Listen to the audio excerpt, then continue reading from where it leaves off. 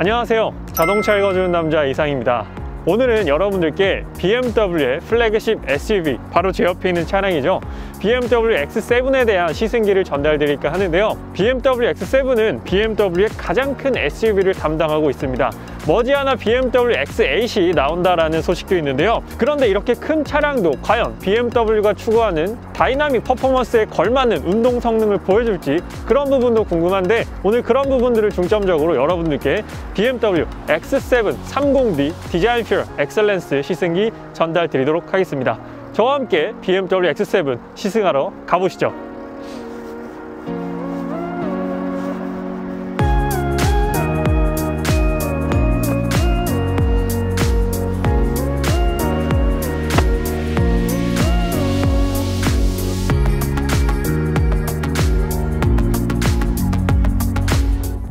제가 지금 타고 있는 차량은 BMW X7 30D 디자인 퓨어 엑셀런스 차량입니다.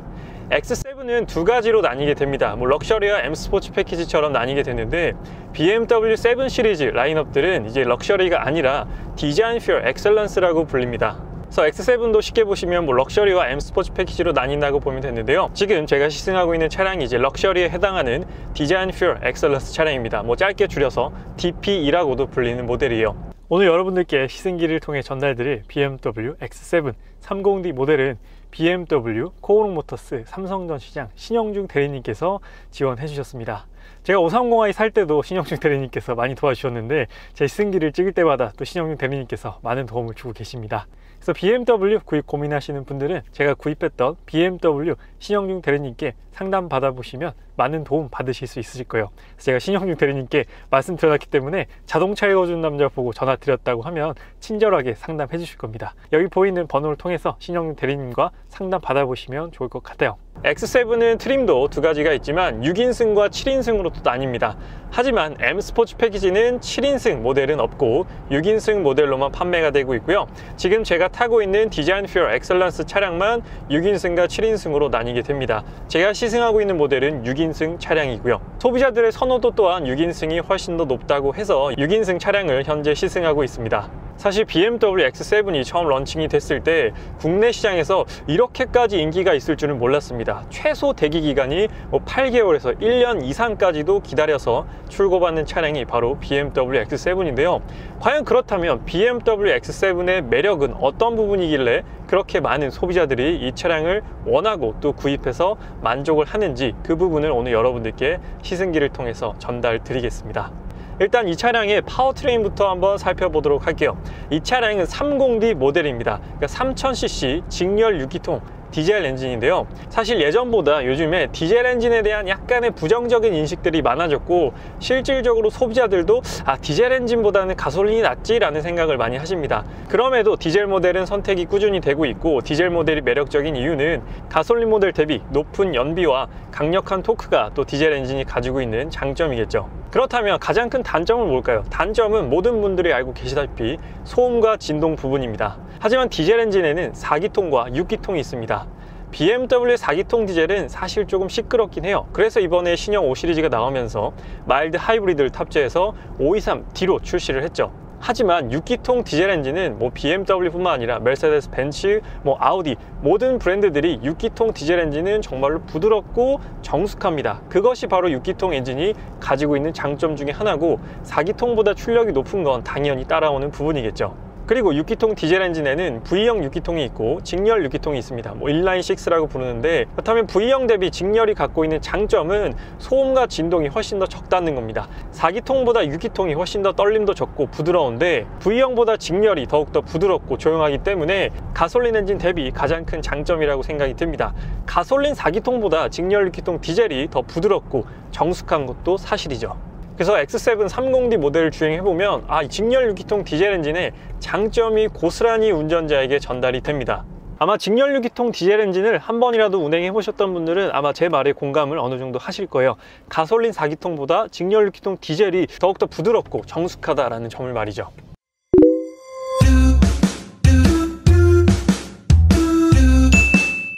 그래서 BMW X7 30D 디젤과 40i 가솔린 모델을 고민하시는 분들에게 만약에 소음과 진동으로 인해서 좀 고민이 된다 하시는 분들은 뭐 크게 걱정은 안 하셔도 될 것 같아요. 물론 가솔린이 더욱더 정숙하고 부드럽긴 하겠지만 이 직연유기통 디젤 엔진이 탑재된 X7도 굉장히 조용하고 부드럽다라는 것이죠. 그리고 현재 제가 시승하고 있는 모델은 20년식 X7입니다. 21년식이 출시가 되면서 30D가 40D로 바뀌게 되었습니다. 그런데 이름만 바뀐 게 아니라 마일드 하이브리드 엔진이 탑재가 됐습니다.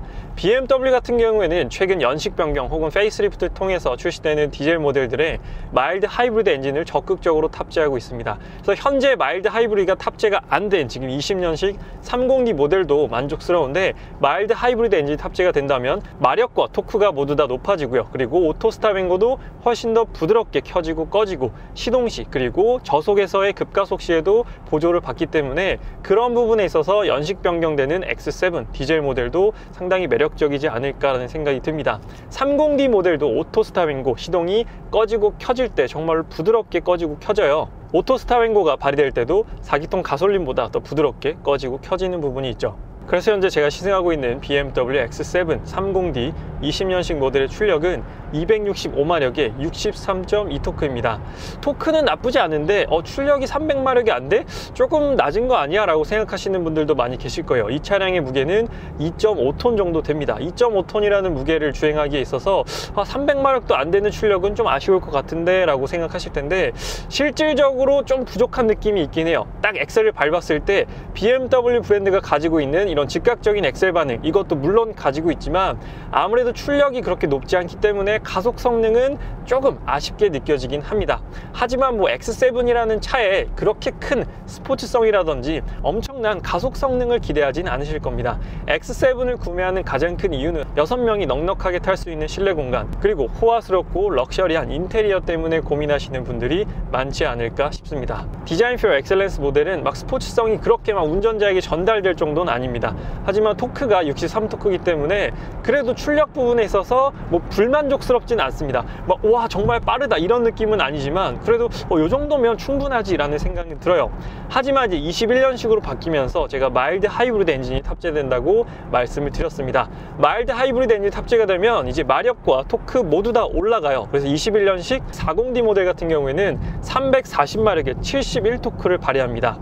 이제 40i 모델 같은 경우가 340마력이거든요. 그렇게 되면 X7의 디젤과 가솔린 모델의 출력이 동일해지는 겁니다. 340마력으로 동일해지죠. 그런데 또 디젤 모델이 가솔린보다 토크가 높기 때문에 출력적으로는 디젤 모델이 훨씬 더 우위에 있다라는 생각이 듭니다. 21년식 기준으로 말이죠. 그래서 출력적으로 아쉬웠던 부분은 21년식으로 바뀌면서 상당 부분 만족스럽게 바뀔 것이라고 생각이 됩니다. 265마력에서 무려 340마력으로 바뀌기 때문에 아마 30D 구입하신 분들은 좀 기다렸다가 40D 살 걸이라고 막 이렇게 후회하고 계실지도 모릅니다. BMW가 원래 그래요. 제가 또 최근에 5 시리즈 옵션 강화에 대한 리뷰를 전달 드렸는데 정말 뭐 알고 사긴 했어요. 언젠가 바뀌겠지 했는데 그렇게 빨리 바뀔 줄은 몰랐습니다. 네, 그래서 아무튼 30D에서 40D로 연식 변경이 바뀌면서 마일드 하이브리드가 탑재되면서 출력 부분이 대폭 상승이 되었다라는 가장 큰 차이점이 있습니다. 그 외에 옵션 부분은 모두 다 똑같아요. 기존 X7도 거의 풀옵션이었기 때문에 옵션 부분에 있어서는 큰 차이는 없습니다. 가장 큰 부분은 파워트레인이 마일드 하이브리드로 바뀌었다라는 부분이죠. BMW 같은 경우에는 가솔린보다는 디젤 엔진에 마일드 하이브리드를 적극적으로 쓰고 있어요. 메르세데스 벤츠 같은 경우에는 디젤 엔진에는 마일드 하이브리드를 안 넣고 가솔린 엔진에 적극적으로 마일드 하이브리드 탑재하고 있는데 조금 상반되는 그런 부분이죠. BMW는 디젤에 마일드 하이브리드를 적극적으로 쓰고 있고 메르세데스 벤츠는 가솔린 모델에 마일드 하이브리드를 적극적으로 쓰고 있다. 근데 마일드 하이브리드라는 개념에서 봤을 때는 가솔린 모델보다는 디젤 엔진과 결합이 됐을 때 장점이 더 많은 파워트레인이라고 생각이 들어요. 아무래도 디젤 엔진의 소음과 진동이 가장 큰 단점이잖아요. 근데 그런 부분을 마일드 하이브리드가 탑재됨으로 인해서 조금 완화시켜 줄 수 있기 때문에 가솔린 모델보다는 디젤 엔진과 결합이 됐을 때 좀 더 매력적인 파워트레인이 아닌가라는 생각도 듭니다.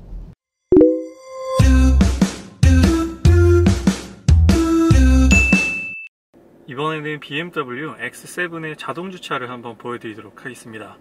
X7은 전장이 5m가 넘고 전폭도 2m가 넘기 때문에 주차에 조금 어려움을 겪으시는 분들도 계시지 않을까 싶어요. 그리고 X7 같은 경우에는 의외로 여성 오너분들이 운행하시는 경우도 있더라고요. 그래서 여성 오너분들 같은 경우에는 아무래도 차가 너무 크기 때문에 주차에 어려움을 겪으실 수도 있을 것 같은데요. 그래서 X7의 자동 주차는 얼마나 잘 되는지 직접 한번 해보도록 하겠습니다. 먼저 첫 번째 조건은 차가 없는, 지금 전방에 보면 차가 하나도 없는 그런 구간인데요. 과연 이 차가 평행 주차를 할지 직각 주차를 할지 살펴보도록 하겠습니다. 네, 자동 주차 센서를 켜고요, 옆으로 주행해 보겠습니다. 네, 지금 빈 공간을 인식을 했어요. 근데 직각 주차로 인식한 것 같습니다. 한번 네, 버튼을 누르고 브레이크 발 떼고 주차를 맡겨 보겠습니다. 과연 이렇게 큰 차량도 주차를 잘 할지. 네, 지금 이 차가 인식한 공간은 3칸인데 한 칸만 차가 있고 2칸은 비어있는 상황이에요. 네, 자동 주차할 때는 이렇게 핸들에 라이트가 들어와서 주의를 요하는 표시도 되어 있습니다. 이 차는 또 전폭이 딱 2m예요. 2m가 넘는 전폭을 갖고 있기 때문에 주차를 또 잘못하게 되면 다음 주차하시는 분들께서 또 불편함을 겪을 수가 있습니다. 네, 지금 주차는 했는데 지금 여기를 보더라도 선이 완전히 잘못되어 있어요. 되게 여기가 기준인데 되게 왼쪽으로 밀려져 있거든요. 그렇기 때문에 문을 한번 열어볼게요. 네, 문을 열어보니까 역시나 아예 왼쪽 선을 밟았습니다. 오른쪽은 되게 넉넉히 띄웠는데 이렇게 되면 이제 왼쪽에 차를 댈 수가 없어요. 되게 욕먹는 상황이죠. 이렇게 좀 넓은 공간일 때는 자동 주차가 잘 안 되지 않나라는 생각이 듭니다. 저번에 520i 자동 주차할 때도 이제 차와 차 사이는 주차를 잘했어요. 근데 좀 넓은 공간에서는 이 차량이 좀 주차가 어색한 부분, 아쉬운 부분이 있었는데 이번에는 차와 차 사이를 한번 주차해 보도록 하겠습니다. 네, 지금 인식을 했어요. 그래서 버튼을 누르고 브레이크에서 발을 떼도록 하겠습니다. 지금 양쪽 차 사이로 지금 주차를 하고 있어요. 그래서 브레이크 위에 발을 지금 올려놨고요. 혹시 몰라서. 네, 안전하게 정차를 했고, 좌우에는 세단이 있어요. 한쪽에는 K5가 있고 한쪽에는 크루즈가 있습니다. 공간이 엄청 넓진 않아요. 그런데도 주차를 아주 깔끔하게 잘 했습니다. 마무리도 부드럽게 했어요. 그래서 지금 보면 차와 차 사이는 아주 정확하게 주차를 했습니다. 지금 라인도 아주 정확하고 문을 한번 열어볼게요. 네, 아까보다 훨씬 더 잘했어요. 주차를 명확하게 했고 좌우에 있는 차가 문을 열고 내리는 데 있어서 전혀 불편함이 없게끔 정말로 깔끔하게 주차를 했습니다. 그래서 역시나 520i와 동일하게 이제 차와 차 사이는 주차를 잘 하지만 이렇게 한쪽에 차가 있다거나 아예 빈 공간은 조금 정확하게 주차를 하는 능력이 부족하다. 그렇기 때문에 X7 자동 주차 고민하시는 분들은 차와 차 사이의 공간을 찾아서 주차해 보시면 만족스러운 자동 주차 성능을 경험하실 수 있을 것 같아요. 그리고 X7의 가장 큰 장점 중에 하나는 또 에어매틱 서스펜션이 적용되어 있다는 점입니다. 이제 X5부터는 에어매틱 서스펜션이 적용이 됐는데 X7 같은 경우에는 에어 서스펜션으로 인해서 차고도 5단계로 조절이 가능하고요. 그리고 드라이빙 모드도 4가지로 지원이 됩니다. 드라이빙 모드는 에코, 컴포트, 스포츠, 어댑티브 모드가 있어요. 여기서 어댑티브 모드가 이제 추가가 되었는데요. 어댑티브 모드를 제가 사용을 해보니까 정말로 만족도가 가장 높은 드라이빙 모드가 어댑티브 모드였습니다. 실질적으로 이제 주행을 해보면 어댑티브 모드가 컴포트 모드보다 훨씬 더 편안하고 부드러운 승차감을 안겨줍니다. 어댑티브 모드는 어떤 거냐면 주행 상황에 따른 차량의 예측적 세팅 모드다 라고 이렇게 나오게 됩니다. 우리가 주행을 하다 보면 정말로 다양한 노면 컨디션을 만나게 됩니다. 뭐 둔턱도 있을 거고 뭐 포트홀도 있을 거고요. 정말 뭐 방지턱도 있을 거고요. 그런데 그런 컨디션에 따라서 우리가 항상 모드를 바꿀 수는 없으니까 어댑티브 모드 한 번만 딱 누르면 이 서스펜션이 그런 가변적인 컨디션에 따라서 최적의 승차감을 만들어 준다는 것입니다. 그 승차감은 에어 서스펜션이 만들어내는 것이죠. 그렇기 때문에 실질적으로 편안하다라는 승차감을 제공해주는 컴포트 모드보다 어댑티브 모드가 훨씬 더 부드럽고 만족도 높은 승차감을 만들어주는 것 같습니다. BMW 에어 서스펜션의 능력을 어댑티브 모드에서 확인해 볼 수 있는 부분이죠. 그리고 주행 중에 이렇게 서스펜션의 높이를 높여보면 팰리세이드보다도 높고 거의 약간 미니버스 운전자분과 눈빛을 나눌 수 있는 거의 그 정도의 높이를 가질 수 있게 됩니다. X7은 원래도 전고가 높은데 에어 서스펜션을 통해서도 더 높이게 되면 이 전방 시야가 정말 탁 트이게 됩니다. 저 앞에 있는 상황까지도 체크할 수가 있는 것이죠. 이러한 부분이 또 장거리 운전에서의 편안함으로 다가오는 부분입니다. 그리고 핸들도 M 스포츠 패키지는 조금 무거워요. 근데 디자인 퓨어 엑셀런스는 이제 럭셔리 트림처럼 부드러운 핸들을 가지고 있습니다. 물론 고속으로 가면 조금 단단해지긴 하는데 이렇게 큰 차량을 편하게 오래 운전하기 위해서는 조금 적은 힘으로 운전하는 게 좀 더 편하지 않을까라는 생각이 듭니다. 특히나 여성 오너분들께서 주행하시기에는 이렇게 부드러운 핸들을 가지고 있는 것도 또 하나의 장점이겠죠. 하지만 이것도 M 스포츠 패키지로 넘어가게 되면 핸들은 다시 무거워지게 됩니다.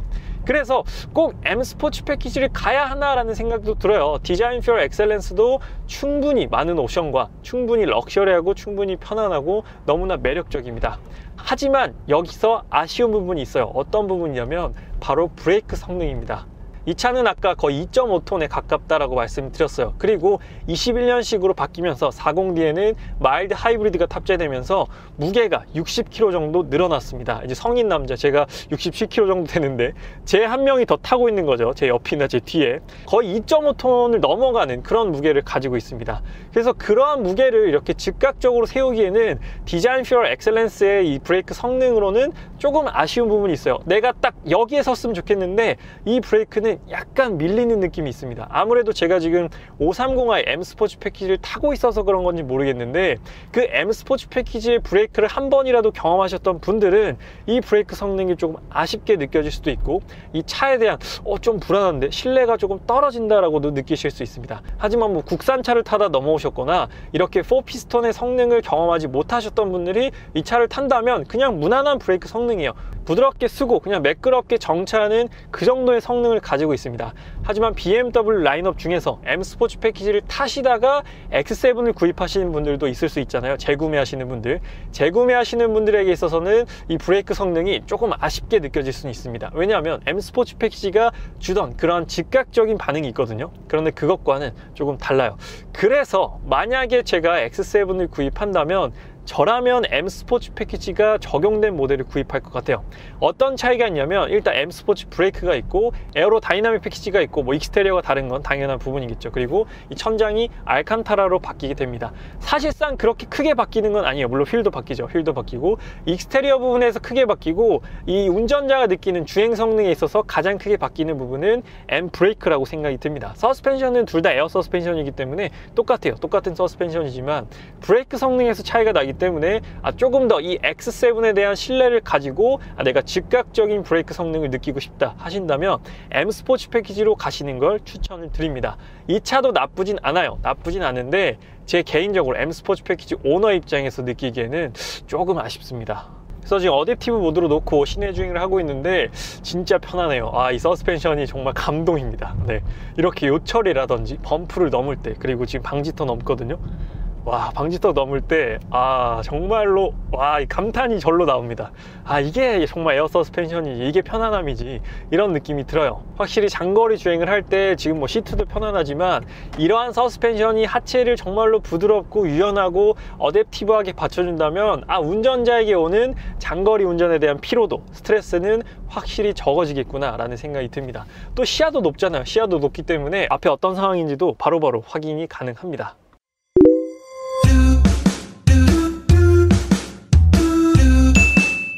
그리고 X7은 전장이 5m가 넘고 전폭 너비가 2m예요. 그래서 운전할 때 조금 많이 부담스럽진 않아요. 아무래도 3열까지 있기 때문에 뒤에서 따라오는 거동 성능이라든지 이런 게 조금 아쉽게 느껴지진 않을까라는 우려도 하실 수가 있습니다. 그래서 X5와 X7을 또 많이 고민하실 것 같은데 5m라는 길이를 사실상 주행할 때는 크게 느끼지 못했습니다.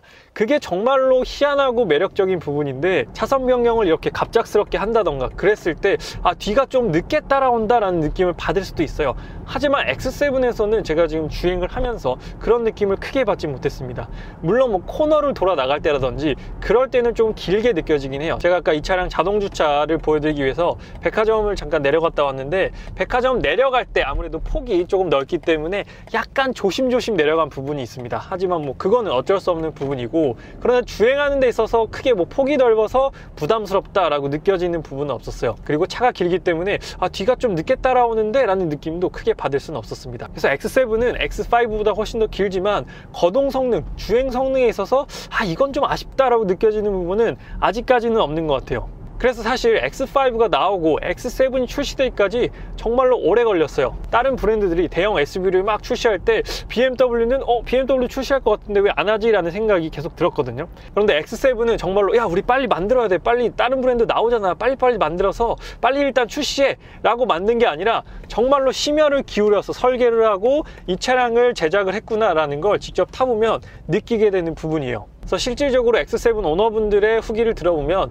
만족스럽다라는 평이 상당히 높아요. 구입하고 정말로 잘 타고 있다라는 평들이 많은데, 물론 초기에 약간의 품질 문제 같은 건 좀 이슈가 됐어요. 그런 부분들은 이제 20년식 후기가 되면서 아니면 이제 21년식으로 바뀌면서 많이 조금 사라지지 않았을까라는 생각이 드는데, 제가 20년식 X7을 타보니까 21년식 X7 40D는 또 얼마나 매력적일까라는 기대가 들게 만듭니다. 40i는 똑같아요. 40i는 연식이 바뀌더라도 크게 바뀐 부분은 없습니다. 디젤 모델에만 마일드 하이브리드가 들어가고 가솔린 모델은 마일드 하이브리드 안 들어갑니다.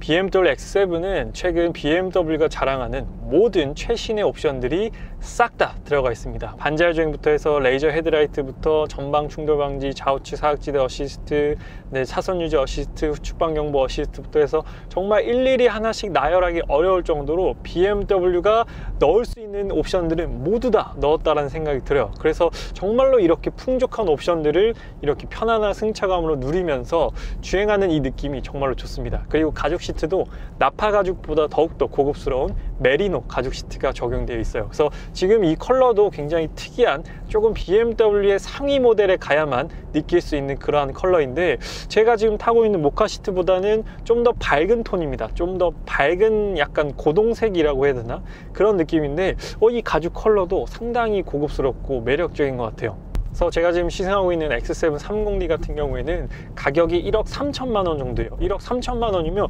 생각보다 싸네, X7이 그 정도 가격밖에 안 해 하고 놀라시는 분들도 계실 겁니다. 물론 1억 3천은 엄청 비싼 돈이에요. 1억 3천은 정말 엄청 비싼 돈인데, 근데 이 차와 이 차의 스펙에 비해서는 막 2억, 1억 5천, 막 1억 6, 7천까지 할 줄 알았는데 1억 3천밖에 안 해 라고 생각보다 괜찮네 라고 느끼시는 분들이 많이 계실 것 같습니다. 그래서 그런 가격적인 부분이 일단 X7이 이렇게 많이 판매될 수밖에 없는 가장 큰 요인이 아니었을까라는 생각이 들어요. 이 정도 세그먼트에서 경쟁 모델로 많이 보시는 게 메르세데스 벤츠의 GLS 클래스가 있죠. GLS 클래스도 얼마 전에 풀 체인지 돼서 나왔고, 캐딜락 에스컬레이드도 이제 올해 풀 체인지 돼서 한국에 출시가 됩니다. 근데 그 중에서는 아직 캐딜락 에스컬레이드 풀 체인지의 가격이 나오진 않았지만 GLS보다는 디젤 모델 대비 한 1,000만 원 정도가 저렴합니다. 1,000만 원 정도 저렴한데 옵션적으로 크게 부족한 부분은 없고, GLS는 또 6인승 모델이 국내에 들어오진 않습니다. X7은 6인승 모델이 출시가 된다라는 그런 또 차이점이 있고, 이것도 트림이 두 가지잖아요. 디자인 퓨어 엑셀런스랑 M 스포츠 패키지, 이렇게 두 가지 선택권을 제공한다 라는 것도 GLS는 현재 GLS 400D, 580 이렇게만 나오기 때문에 좀 디자인적으로 좀 더 많은 선택권을 준다라는 것도 X7이 가지고 있는 장점 중에 하나라고 생각이 듭니다. 오늘 BMW X7을 타보니까 정말 이 차 너무나 매력적이다, 이 차가 왜 많이 팔리는지 알겠다 라는 생각이 들게 만드는 그러한 느낌을 안겨주는 차가 바로 BMW X7이었어요. 사실 뭐 요 정도 크기가 되는 차들은 많고, 또 올해 정말로 풀사이즈 SUV들도 많이 출시가 되잖아요. 그런데 그 차들은 아무래도 옵션 부분이나 이런 소재나 고급감 부분이 X7만큼 그렇게 매력적으로 다가오진 않아요. 그래서 요 정도 세그먼트의 1억 3천만 원이라는 금액에 참으로 매력적인 차가 아닌가. 정말 타보니까 또 세단과는 또 다른 매력이 있습니다. 이 차 진짜 좋습니다. 참 타보니까 정말 매력적이에요. 그래서 저의 또 하나의 드림카가 하나 생기지 않았나 하는 그런 생각이 듭니다. 그래서 오늘 BMW X7 20년식 디자인 퓨어 엑셀런스 모델에 대한 시승기는 여기서 마치도록 하겠습니다. 이제 20년식과 21년식으로 바뀌는 부분은 이제 디젤 모델 기준으로 마일드 하이브리드가 탑재된다라는 부분만 기억해 주시면 될 것 같습니다. 지금까지 자동차 읽어주는 남자 이상이었습니다. 시청해 주셔서 감사합니다.